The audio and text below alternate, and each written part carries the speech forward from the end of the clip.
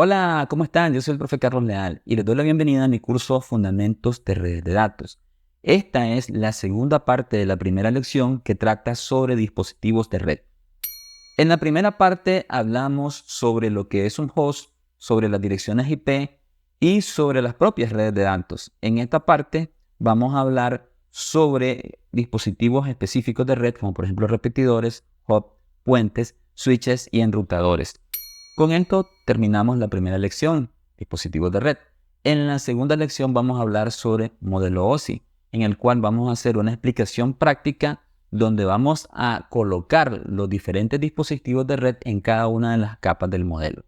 Y sí, esto es algo que está sucediendo. Estoy impartiendo un curso de fundamentos de redes de datos completamente gratis por YouTube y al mismo nivel que lo daría en una universidad. Así que el único requisito para llevarlo es suscribirse a este canal, estar pendiente a los 2 videos que voy a estar lanzando cada semana y obviamente se espera su me gusta, su suscripción y sus comentarios para aclarar dudas sobre los contenidos de este curso.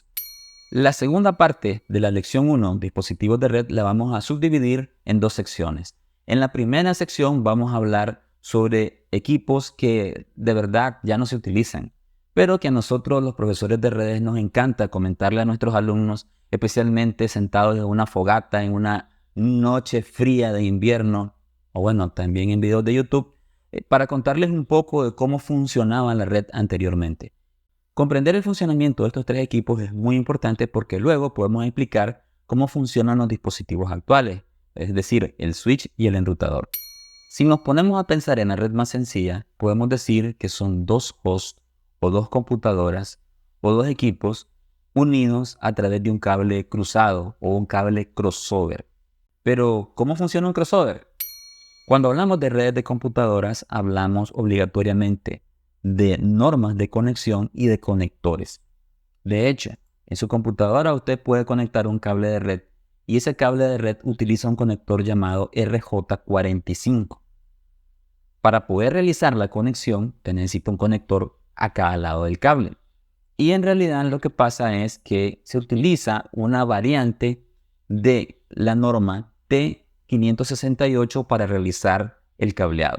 Podría ser que en un cable recto o un cable directo se utilice la norma T568A o podría ser que utilice la otra variante, la norma T568B. En realidad, cuando usted utiliza un cable crossover, usted lo que hace es, a un lado, utiliza la variante A y al otro lado utiliza la variante B. Entonces, para hacer un crossover, lo que hago yo es hacer el cable de red utilizando una combinación de colores a un lado y otra combinación de colores al otro lado. Encontrar cómo se deben hacer estas combinaciones es muy fácil. Simplemente uno busca en Google o en cualquier buscador norma cable crossover y muy probablemente va a encontrar una infografía muy similar a esta. Yo les voy a dejar esta acá, pueden hacer captura de pantalla y pues obviamente pueden utilizarla como guía en caso de que quieran hacer sus cables crossover. Cuando hablamos de cables de red no podemos exceder 100 metros. ¿Por qué? Porque al fin y al cabo las computadoras se conectan intercambiando información y esa información son unos y son ceros. Yo podría decir de que la línea azul representa un 1 y que la línea que estoy dibujando aquí abajo, la roja, representa un 0.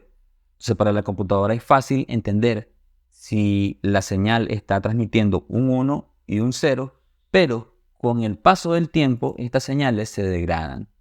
Y entonces lo que ocurre aquí es de que hay ruido ambiental, celulares, estaciones de radio, hornos de microondas, y estas señales se van sumando a la señal que va transmitiendo la red y la va degenerando.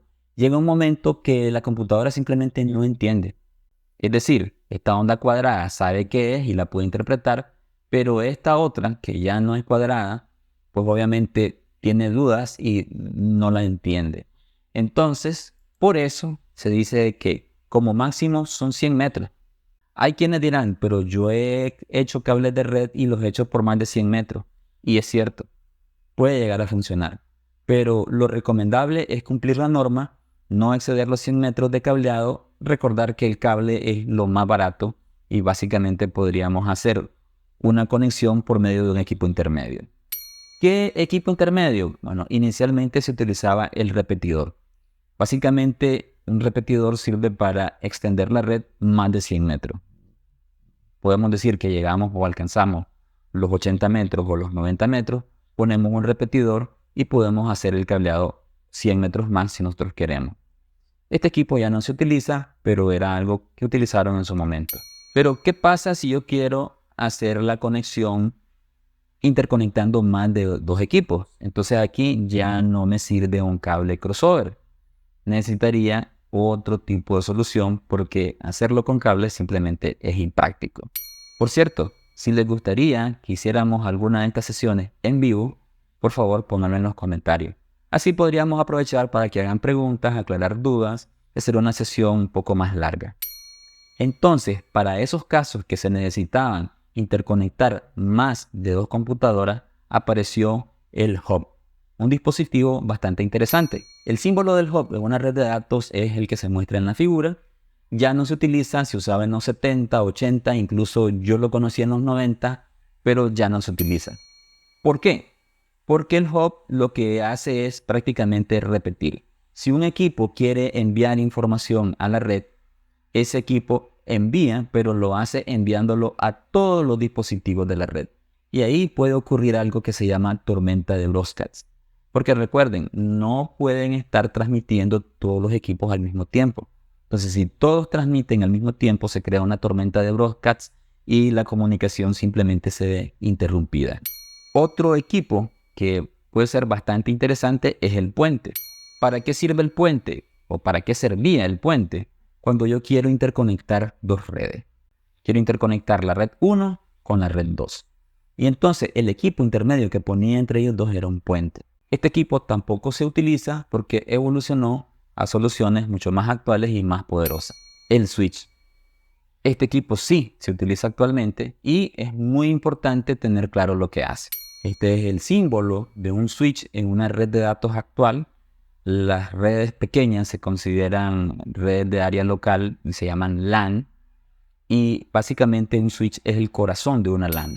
¿Cómo funciona el switch? Bueno, el switch sabe, entre comillas, lógicamente, qué host está en qué puerto. Y esto significa en realidad que tiene una tabla con las direcciones físicas, con las direcciones MAC de cada uno de los dispositivos. Entonces, si PC1 se quiere comunicar con PC2, en la tabla ARP del switch hay suficiente información para saber cómo establecer esa comunicación.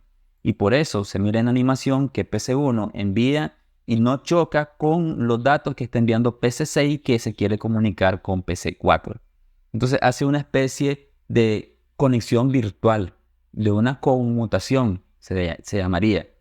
Y por eso es muy utilizado este tipo de dispositivo porque es mucho más práctico que estar enviando broadcasts a toda la red. Si hablamos de redes domésticas, hay diferentes tipos de switch que pueden servir. Hay switch muy pequeños, el que podría tener usted en su casa. Hay algunas marcas y modelos que recomiendo, pero hay que tener claro de que estos equipos son para uso doméstico. Es decir, usted va a encontrar equipos que son de 4 puertos, como por ejemplo este TP-Link, 4 puertos, o podría ser este otro. Miren, este también es un TP-Link y este es de 8 puertos. Incluso podría necesitar algo como este Linksys. Este Linksys para mí ya estaría entre la frontera de lo doméstico con lo industrial. ¿Por qué? Porque este switch ya tiene 16 puertos. O sea, en su casa tal vez ya no necesite usted 16 puertos. Pero la otra cosa importante es que esos puertos son gigabits. Entonces tiene un ancho de banda o una capacidad de conexión, digámosle así, mucho más rápida. Que ya tal vez en la casa no tenemos. Las conexiones en la casa todavía son en el orden de los megas. En muy pocos lugares en el orden de los gigas. Pero si estamos hablando de switches para uso industrial, tenemos que considerar cosas importantes como la marca. Es decir, usted puede perfectamente encontrarse un TP-Link, que yo acabo de sugerirlo, para uso doméstico, pero también va a encontrar soluciones de TP-Link para uso industrial, para empresas, para universidades, para colegios. También, aunque usted no lo crea, existen los switches Dell existen switch HP, hay una marca muy buena que se llama The-Link, equipos de red Huawei, obviamente usted también va a encontrar equipos Cisco, que es una marca muy reconocida, que también es una de las top, de las más caras, y que pueden utilizarse en diferentes aplicaciones, yo digo de uso industrial, es decir, no son para uso en la casa. Uno de los principales beneficios del switch es a nivel de diseño, y esto se llama modelo jerárquico. ¿Qué es lo que ocurre? Usted puede tener switches en 3 niveles. Usted tiene el nivel núcleo, nivel base, tiene una capa de distribución y tiene una capa de acceso. ¿Por qué es importante esto? Supongamos de que uno de estos switches, como por ejemplo ese, falla, se cayó, no hay comunicación. No importa, ahí se van a ver afectados solamente las 24 o las 16 computadoras que estén conectadas a ese switch y el resto de la red sigue funcionando adecuadamente. También a nivel de diseño podemos decir que el switch sirve para segmentar redes. Es decir, yo puedo decidir que tengo unos equipos que están conectados a una red y que tienen unas necesidades de conexión específicas y las pongo en esta subred, y puedo decir que hay otros equipos que tienen otras necesidades y las pongo en otra subred. Y obviamente esto implica de que los usuarios no pueden saltar de una red a otra. Imagínese usted en una empresa que tenga los equipos de red de alta gerencia y que tenga otros equipos de red de clientes. Obviamente, los clientes no deberían acceder a la información de la alta gerencia y conviene tenerlos separados. Hay que darle me gusta a esta clase. Esta es una clase a nivel universitario y cuesta mucho esfuerzo, mucho tiempo prepararla a este nivel. Por eso, cualquier aporte es bienvenido. Pueden patrocinarme por medio de super chats, super gracias, super stickers, o pueden utilizar los enlaces de Patreon y Ko-fi que están en la descripción. Aunque no tienen que sentir ninguna obligación, solo con dar un me gusta y compartir es suficiente para favorecer que el algoritmo promueva más estos videos. Bueno, hablemos del enrutador. Si me preguntan qué cosa es un enrutador, yo diría que es un punto de administración, un punto de control, un punto de seguridad. De hecho, es la puerta de enlace de las redes que se quieren conectar a Internet. ¿Qué es lo que hace el enrutador? Pues tiene una tabla de enrutamiento para conocer las redes a las que pertenecen estos enrutadores. En este ejemplo tenemos dos subredes, la 172.16.3 y la 172.16.4. Entonces, ¿qué es lo que pasa acá? Tenemos un enrutador en el centro y este enrutador tiene 4 tarjetas de red. Cada tarjeta de red pertenece a una red diferente, incluyendo las redes de los proveedores a los que él se va a conectar a Internet. Es lo suficientemente inteligente como para saber si una computadora de una red quiere conectarse a otra computadora de otra red y poder redirigir la información. Entonces el enrutador dice, bueno, esta computadora de 172.16.400, esta computadora tiene una puerta de enlace que se llama 172.16.4.1. que muy apropiadamente es la dirección de la tarjeta de red del enrutador. Y el enrutador retoma la solicitud que le hace este equipo y se la envía a la computadora correcta. Ahora, pero podría ocurrir de que esa computadora lo que quiere es ir a Internet. Y entonces, como él tiene la capacidad de conectarse a Internet a través de cualquiera de esos proveedores, puede decidir cuál proveedor está más desocupado, cuál tiene ancho de banda más rápido, cuál está más cerca del destino que quiere acceder el cliente y puede redirigirlo. Y es lo suficientemente inteligente para recordar quién le hizo la solicitud y cuando recibe la respuesta enviársela al cliente que hizo la solicitud. ¿Cómo lo hacen? Bueno, los enrutadores tienen tablas de enrutamiento.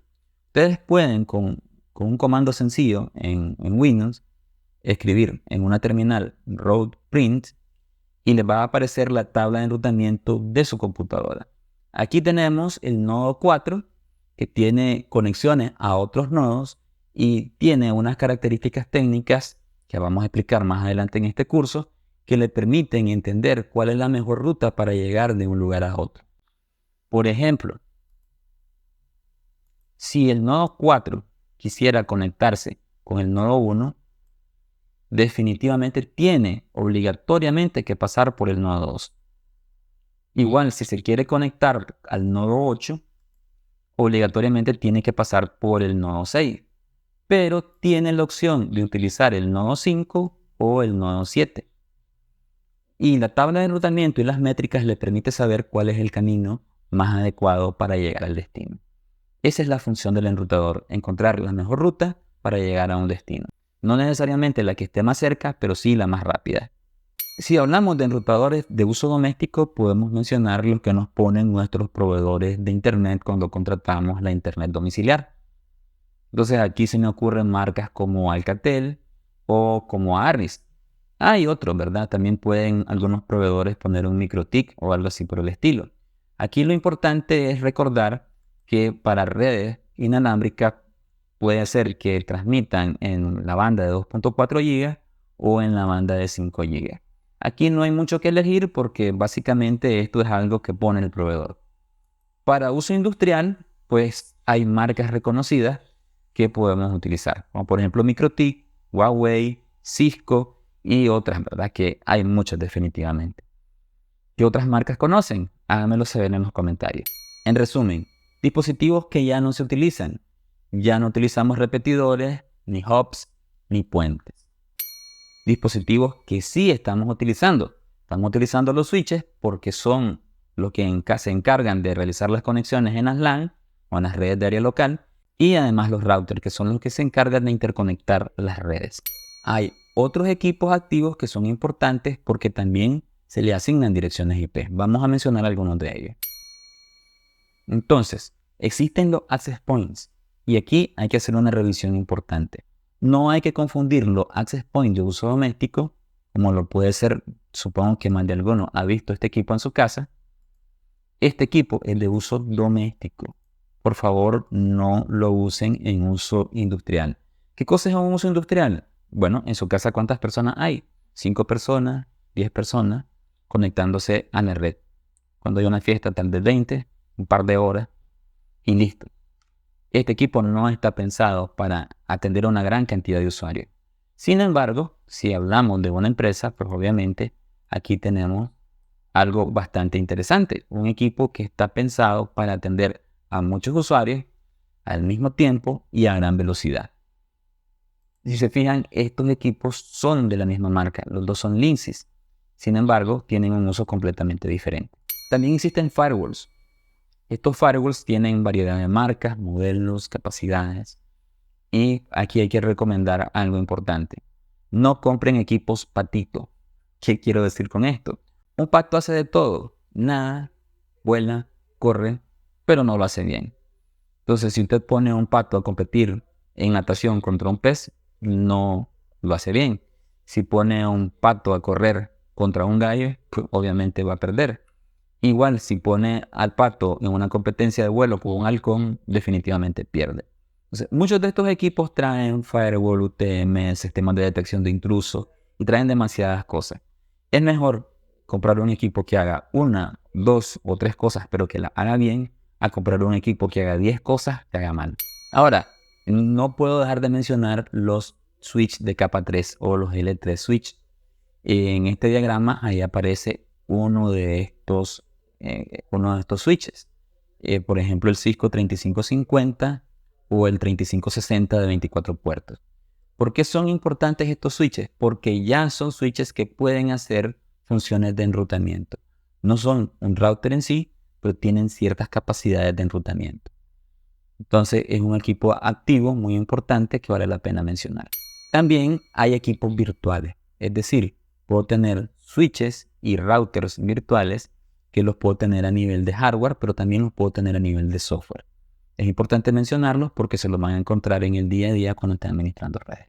Bueno, no olviden suscribirse, no olviden darle me gusta y no olviden que pueden hacer sus aportaciones para seguir haciendo videos como este. Con esta ya completamos la primera lección y ahora solo me queda agradecerles por ver este video. Hasta la próxima.